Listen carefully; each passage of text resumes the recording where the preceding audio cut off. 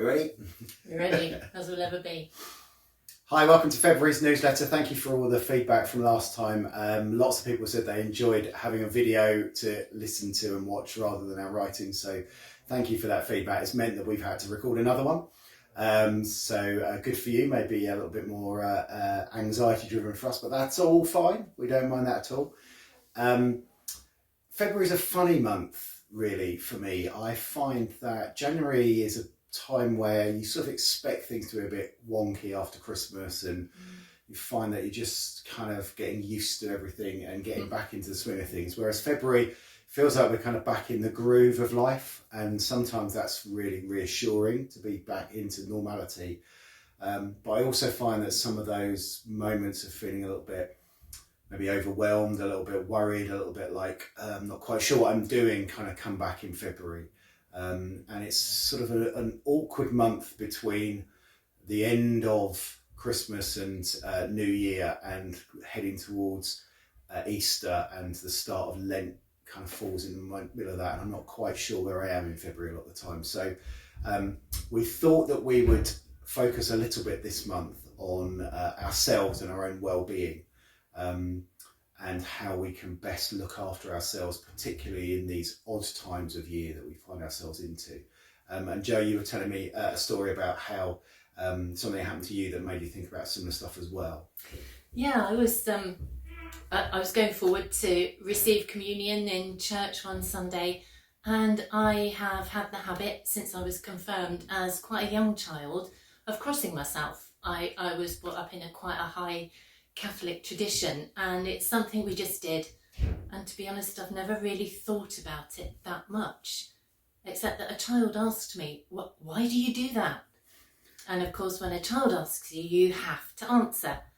So it did make me think about it, and I said to her, well, we love God with all our heart, with all our mind, with all our soul, and with all our strength. In other words, head, heart and shoulder to shoulder.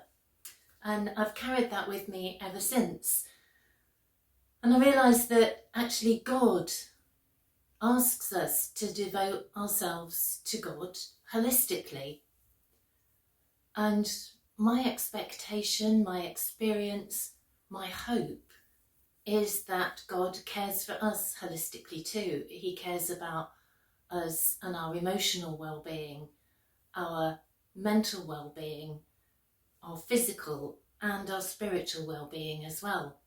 And if God cares for us in that way, actually we should care for ourselves in that way. We should take care of all those aspects of our lives, and we should love our neighbours as ourselves and care for them in that way too. So, this is Children's Mental Health Week when we're talking about this, and there are important things and lessons that we can learn.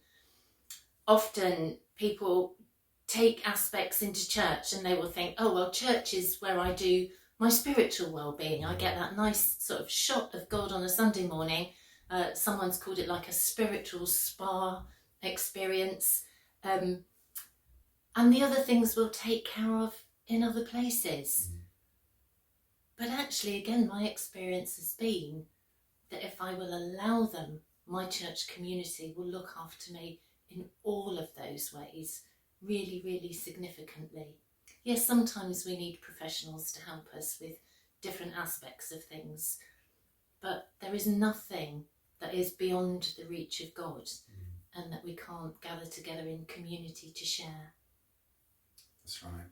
And I think some of the challenge that for those of us that are working in churches is that often those needs that we have are difficult to be met by other people in the congregations. It's not always easy to find people that you can fully be open with and kind of talk through and share when you're struggling. So one of the things that we're really keen to do is provide those opportunities for you within the network of children, youth and families workers, and with us and the Connect team.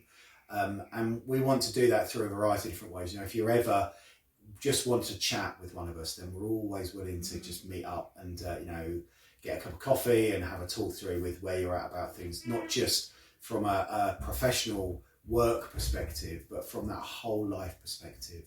And we also really want to encourage people to get together and do that. And so we're heading round the diocese and setting up these kind of coffee and drop-in times in different places and different spaces all around the diocese, just as an opportunity for you to come and meet up with me and Joe, or with one of the youth connectors, and spend some time with us and others in a similar position. You don't have to have a particular thing to come and ask us about, or a particular problem or a resource you want to talk about, whatever. You can just come and hang out with us. I think we don't always make that time for ourselves.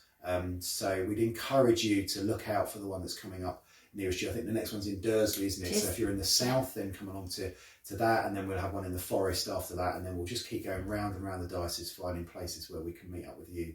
Come and hang out with us for half an hour or for 3 hours, whatever you can fit into your day. And that's a really good way of us looking after ourselves across all those different elements of things. Yeah, really important. We're used to being there for other people when they struggle to manage their own thoughts or feelings. We're used to being there for children and helping them to manage those, but we don't always look after them for ourselves, or maybe just the right people aren't always accessible to us. So do think about that for yourself.